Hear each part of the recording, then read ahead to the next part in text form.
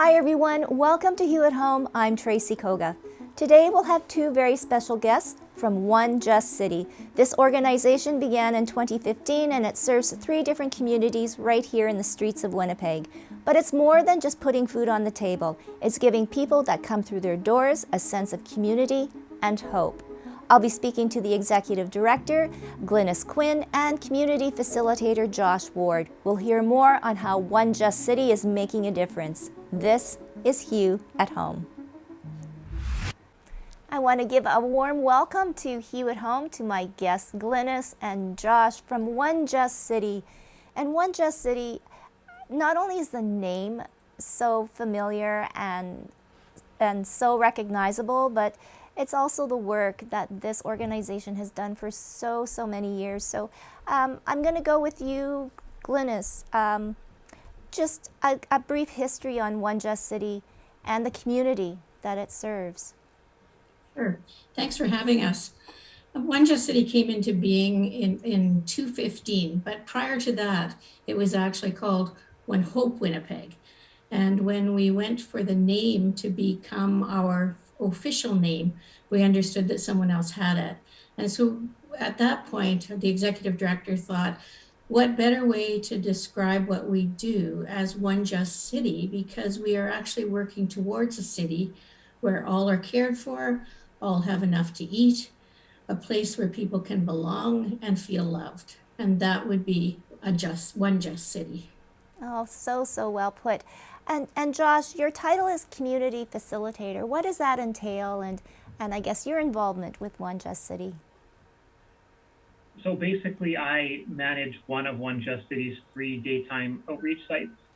And so my job is to facilitate community there, to make sure that our outreach site is not only providing the basic needs, food and a place out of the cold, a cup of coffee, but also making sure that it's welcoming and hospitable, and a safe place for people to be.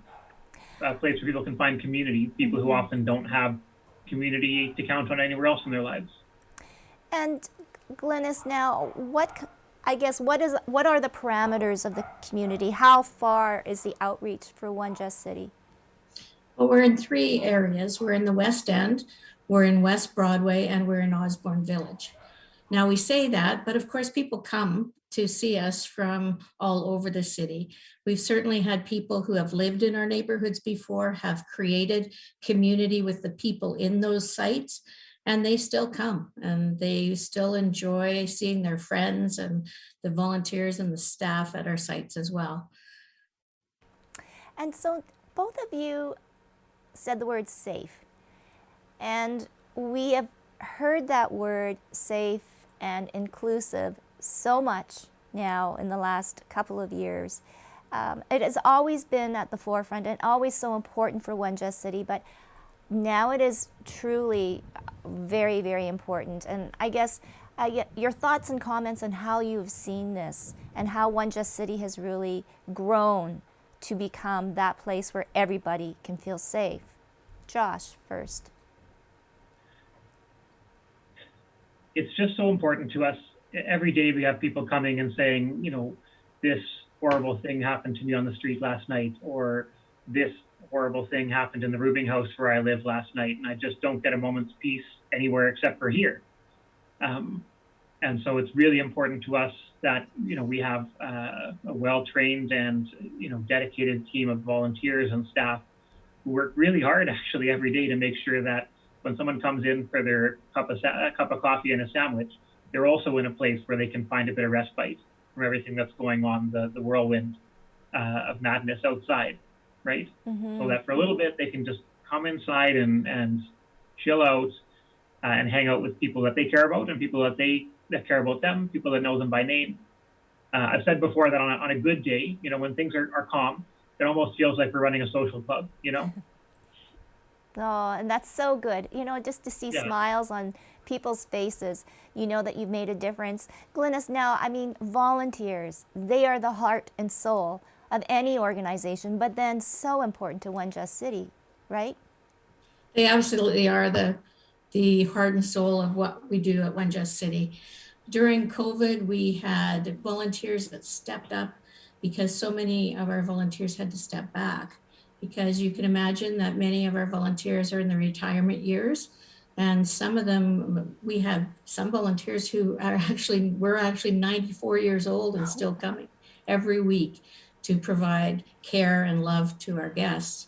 So volunteers are the heart and soul of what we do. When I look around and see just how competent our volunteers are and how caring and how much they want to be there, I am just overwhelmed at times in terms of their commitment. And I guess Josh and Glynis, you can join in this conversation too. How has, I guess, the demographic or the people that come to One Just City, you know, you had mentioned that started in 2015. I'm sure now in 2022, the faces that come into One Just City are looking a lot different, or have they changed? I would say there's still a core group of people who come to each one of our sites for community, and they come there to engage in activities with other people. But all of our sites have a number of people who come perhaps once or twice or 3 times a month, not necessarily every day. So we see probably around 1,500 people, different people, unique people a month at One Just City. And there would be, of course, a core of probably maybe 400 people, Josh, you think? Yeah, that seems like a fair guess to me. Yeah, about 400 people might be the core. And I mean, that doesn't sound like a lot of people, but it is a lot of people. And homelessness is, you know, a growing situation too as well. So for you, Josh, you know, even in these past couple of years because of COVID, because of isolation, things have escalated too, right, for the homeless. Yeah, we've seen at the beginning of the pandemic, we were seeing twice the numbers at our door than what we saw before the pandemic. And new faces too, right? People who maybe weren't on the street yet, but were showing up and saying, listen, I lost my job, or just things are already tenuous and now the whole world's gone mad and I don't know where the heck I stand. I've never had to use a food bank before, but here I am, right? We got a lot of that. And some of those people have you know, returned to their life as they knew it before, and others are still with us. Yes. So. And Glynis too, mental health and wellness is really at the forefront. You know, I mean, for people like ourselves that have like a home and shelter and food, I mean, it's one thing, but for people that are out on the streets, I mean, it's a crisis situation. You're right. And even people who aren't out in the streets, but might be in a boarding house or some other kind of communal living space, or even in their own bachelor apartment, because those people suffered from isolation during the pandemic. And they were the ones who we really did worry about, because they didn't have a place to go for that connection. They might not have the family connections. They might not have the community connections other than what they get at Oak Table, at West Broadway, and at West End. And so we were really very concerned. We were sending art kits home with people. We were sending activities home with people. We were trying to reach out to them through electronic means any way we could in order to keep them connected, because it's lack of connection that can really create mental health issues for people.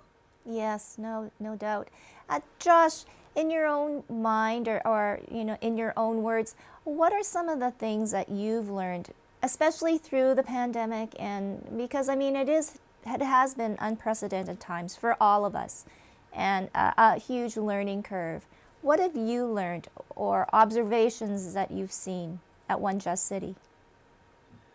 Just the absolute value of relationship. You know, I think I knew this even before the pandemic, but I feel that I can say it with even more truth, even more power now. You know, relationship stands at the core of all that we do. Like, yes, people need to eat. Yes, they need to get out of the cold. These are things, but the real transformation comes when people are able to, you know that there's somebody out there who cares about them and who calls them by name and is going to check up on them the next day and say, hey, how did that go? Or, you know, yesterday you're having a rough day. How are you feeling today? And I think during the pandemic, you know, all of us, even those of us who are lucky enough to have, you know, support networks and family and whatnot, we all got a little bit of a taste of that isolation, right? And it didn't feel good. And we're working with people who that's been their whole life, maybe. So Yeah. we've all seen just how important this is. No. And we all want to help. Glynis, how has the community stepped up? Or have we done enough to step up and help organizations like One Just City? The community has stepped up. The community has stepped up giving us volunteers. When the pandemic hit, pretty much all of our volunteers stepped back, and then some stepped back in, realizing that they could because of our safety precautions. But we really have a lot of volunteers who came more than once a week, once, twice, 3 times a week in order to support us. And of course, as soon as COVID hit, people suddenly realized, well, if this is impacting me, it's impacting people on the street and it's impacting other people as well. And so there were donations that were set aside there for COVID. I would think that as we get back to normal, that's one of the things that kind of falls away. People forget then about the people who have been hungry this whole time, who have been in need this whole time. And so that's something that we have to remind people of, is life is not back to normal yet, particularly with the increase that we've all seen and experienced in food costs. Mm-hmm. So more people are requiring food than we've ever seen before. And not only the lunch or supper that we have each day, but supplemental food kits, emergency food as well. Oh, so there's still a growing need. Well, don't go away, because I'm going to continue the conversation with Glynis and Josh as we move forward. So what does One Just City look like in the future? What are some of the goals and aspirations towards a better community, and how we can help support? So don't go away. There's still lots more to have the conversation over One Just City. But during the break, I am very happy to announce that we are going to premiere another new show right here on Hue Spotlight, that shines a light on all of our talented musicians and artists here in the community. And my very first guest is making her debut on the Hue Spotlight. That will be Anna Lou. But right now we have a brand new video, an animated video about Carnival, her latest single. So don't go away, that's coming up, and you're watching Hue at Home. Ay, ay, ay, mi corazón, vasijita de arcilla, chueca y agrietada por los golpes. Cuando al alma le falta comida, ay, recién sabe uno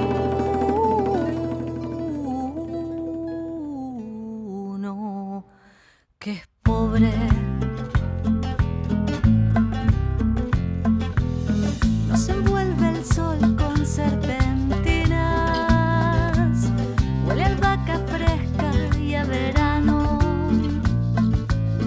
calles blancas, nevadas de harina, vestidas de amores encantados. Y mientras te miro en mi pecho latir, se hace grito.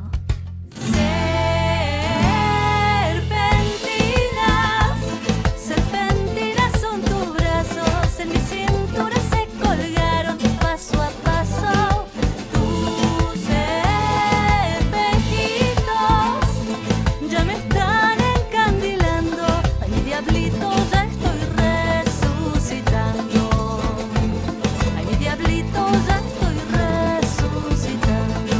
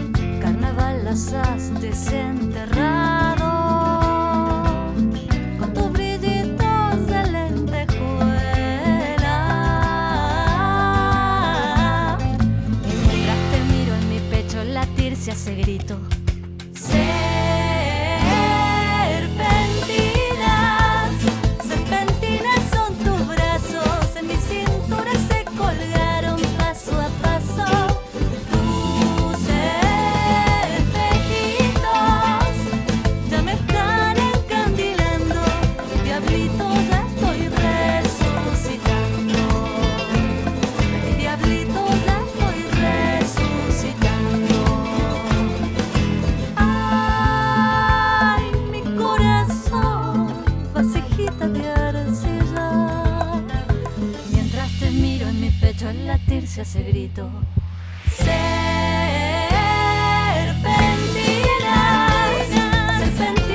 son tus brazos, en mi cintura se colgaron paso a paso. Tus espejitos ya me están encandilando, diablito ya estoy resucitando. Diablito ya estoy resucitando.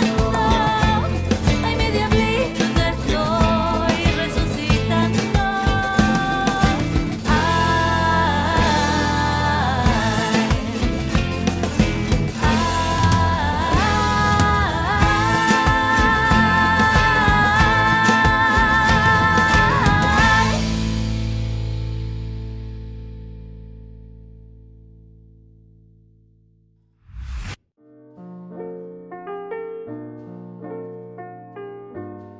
Girl, you know what's up.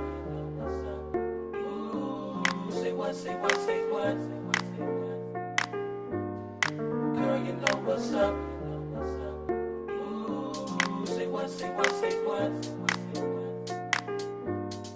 Girl, you know what's up. I'm feeling you. I'm feeling you. Girl, you know what's up. Say I'm feeling you. And I'm wanting you. Tell me what's up. Tell me what's up.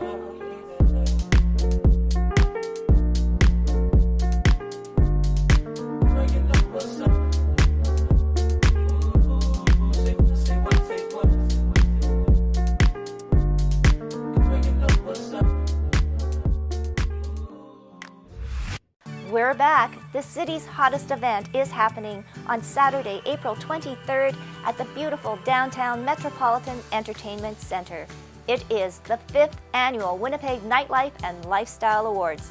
This year we're changing it up. We're going to recognize and honor all those who have pivoted, made a difference, supported others, and above all, found success during the pandemic. Go to the website wnla.ca and nominate now. Nominations close February 21st, and then the voting begins. Who's going to win? Well, we'll soon find out, and we'll see you at the show.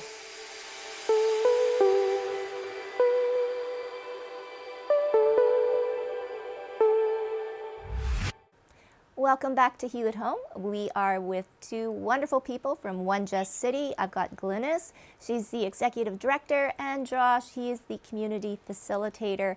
And we were talking definitely about the history and what One Just City does and the community it serves and everything that you have pivoted and done through the pandemic. So let's just say the pandemic is over. And moving forward, yay! And we'll forget about all the snow. But the future for One Just City, and obviously, right, the ultimate goal is to make the community in need grow smaller and smaller and smaller.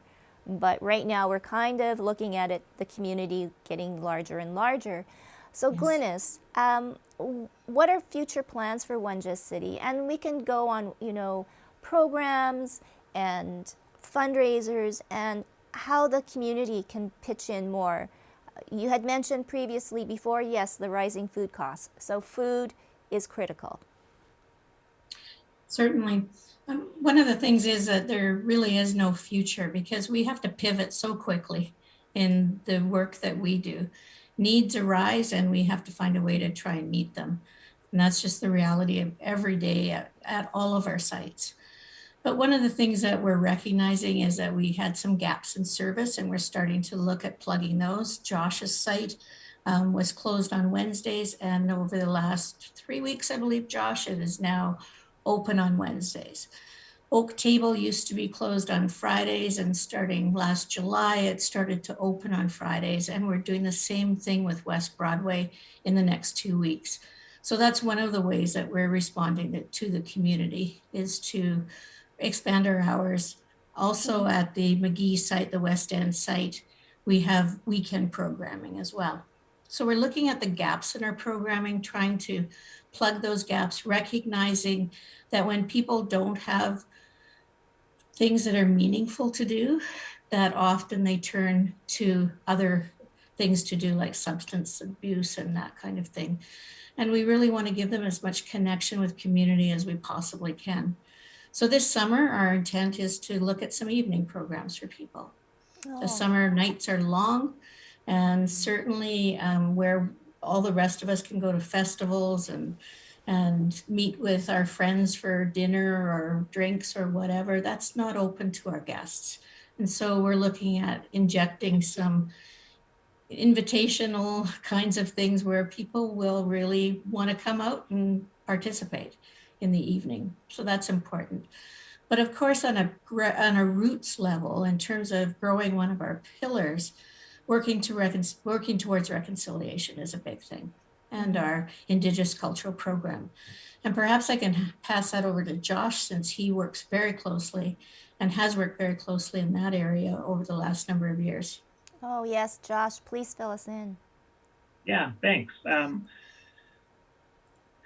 So if you look at the demographic of any one Just City site, there's a huge percentage at the West End site where I work, 60, 70% on any given day of the people coming through the doors are Indigenous, right? And we all know quite well that's no failing of Indigenous people personally. It's a direct result of trauma and oppression in history, and that continues today. And so you look at this and you go, well, if we are not addressing this in a really real way, then all we're really doing is perpetuating poverty, right? We're stringing people along. Here's your sandwich and your coffee. Come back tomorrow, and we'll see you for that again, right? So we have to do more to address this like so obvious need, right? One Just City also is not a explicitly Christian organization, but it has roots in the Christian church, and so we recognize our historical complicity in this as well, right? So all this to say, we made this one of the pillars of our organization, working towards reconciliation. And what that has looked like is ensuring that there is, visible and meaningful Indigenous leadership at all of our sites. I think I'm a fine guy, but at the end of the day, an Indigenous person in leadership at our site can connect with some people in a different way than I can, right? Mm-hmm. And that's so important that they can sit and talk with someone who, has lived and experienced some of that trauma, but be it personally or intergenerationally. We also work really hard. I've talked a lot about relationship, and reconciliation is something that doesn't happen without relationship, right? It's not something you can do at a distance. You can't read a couple books about it and say, oh, I'm reconciled now. You have to meet face to face. And so this has been difficult during the pandemic, of course, but we've worked to provide opportunities for Indigenous and non-Indigenous people to come together in programming and in social events, just to be together, right? And to learn about each other and start breaking down some of those barriers. One of the most fun ways that we did that in the last year was at our powwow demonstration last August. Mm-hmm. This is an event we've done for the past few years, and it's gotten bigger and bigger every year. We hosted it in West Broadway this year, and we had dancers and drummers and Indigenous and non-Indigenous people all out for an afternoon to learn about the celebration, see the dancing, and just enjoy a nice summer afternoon together. And then through the winter, we've actually been working with people in our West End community, caregivers and their children, and we provided them with supplies and the materials and the instruction on how to build their own powwow regalia for their children. And so we're going to be featuring those children in our powwow demonstration this summer 2022. And so these children and their caregivers have been working with knowledge keepers and with our staff and just to learn all about this, reconnect with their own culture that in some other cases they've just never had a chance to, right? It was robbed from them. And so there's lots going on in our Indigenous cultural program, and that's the things on the top of my head. But to me, it is the most important work that we're doing, for sure. And are you doing anything, you had mentioned to the elders, sharing circles and getting elders to share their experiences, and then of course working with the youth. I'm sure that's been going on too as well. Absolutely. There's a wide variety of programming going on as part of our Indigenous cultural program, and that includes sharing circles, men's wellness groups. We have a sacred fire a couple of days a week. We have language instruction. We're looking at starting a drum group. Well, we're more than looking at it. It will be starting in the imminent future. And they're building the drums first. Yeah. Wow. Oh my goodness. Oh, Yeah. I mean, this must be heartwarming though too. I see, Josh, you're almost getting a little emotional. I am too, just because you can see the difference, right? That these programs are making, and the progress Yeah. that you see in the people that are coming. This powwow regalia group, for instance, is one. They meet on Friday mornings at our West End site. They've been off for a couple of months because of the Omicron wave, but they're going to be getting back at it soon. And that really is moving to see that group, because you've got mothers or grandmothers working with their kids, grandkids, and they, in a lot of cases, have never had a chance to interact with this, right? Because they went to residential school or day school, or maybe their parents or grandparents did and never had the skills to teach them about this. And just to see them all in that room and they're working together. And, one of the fun things is we've got a lot of non-Indigenous people. We've got a handful of non-Indigenous people who are bringing their sewing skills, right? And their sewing machines. So they can work side by side with these Indigenous people to make the powwow regalia. And so just to see them sitting and having conversations, like that's reconciliation in action, right? Mm-hmm. They're sitting side by side, sharing their skills, learning about each other. It's just absolutely incredible. Wow. Oh, amazing. I can hardly wait to see that powwow this summer. And Glynis, though, I mean, all of these wonderful programs, and you and I know, and keeping the lights on and keeping the water going and a staff, it all takes money, right? So I'm sure there must be some fundraisers or anything that the rest of us can kind of contribute to. Well, right now we're in the midst of one. We're in the midst of Beat the Cold, and that's the it was the triathlon event that was to support JAWS, the Just a Warm Sleep program. And that needed to change to a virtual event this year, as so many did. So many of our fundraisers have had to go virtual. And there's certainly been a decrease in the amount of money that one can get from a fundraiser when it does go virtual. Our garden tour was quite successful last summer, and this year we're hoping for an in-person one. That's what we're planning for. Oak Table had planned their 40th anniversary celebration, and then COVID hit. All the plans had been made, all the deposits had been made, and that had to be put on hold. And so it's been doing a lot of little online sort of fundraisers. And, we're looking at the future and knowing that we have to engage in more fundraisers, and we have lots of stuff. We have lots of food donated to us, but oftentimes, to be realistic, it really is, if someone can write a check, that's one of the best things that they can do, because then we can use it where we need it. And I'll tell you an example of that. For the last 2 years, we've been able to partner with a manufacturer to buy underwear at cost. And I'm talking about very substantial, good underwear that would cost $30, $35 in store, but we've been able to get it for between $2 and $5 a pair. And the difference between that underwear and the underwear that we can buy in one of our stores, one of our lower cost stores, is significant. These can be washed and washed and washed. They don't lose their shape. They don't lose their elastic.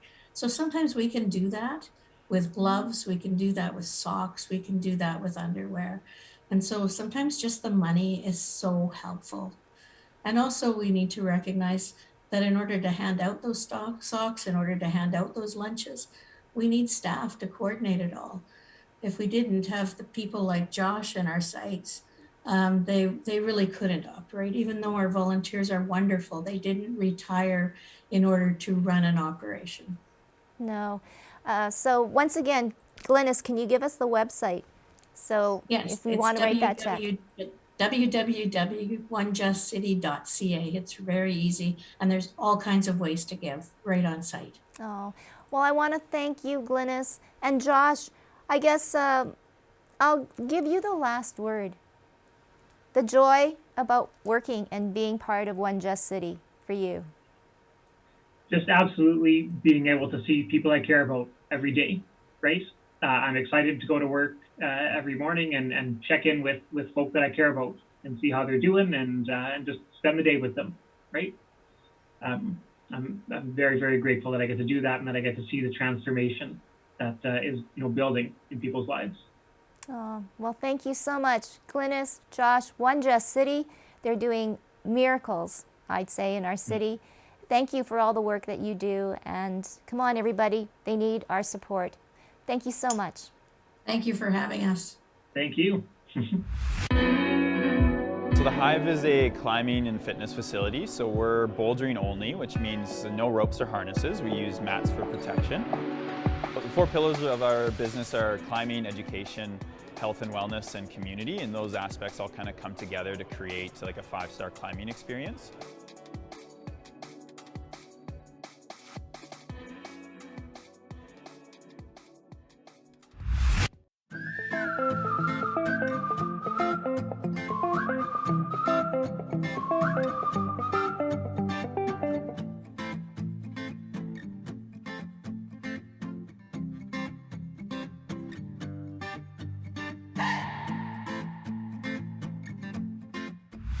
We want to give a big thank you to all of our special guests on today's show and leave you with this question. Have you ever donated to a charity, and why? We want to know, so send us an email to hello@ilikehue.com, or you can message us on Facebook and Instagram at iLikeHue. But for now, stay safe and healthy, and we'll see you next time on Hue at Home.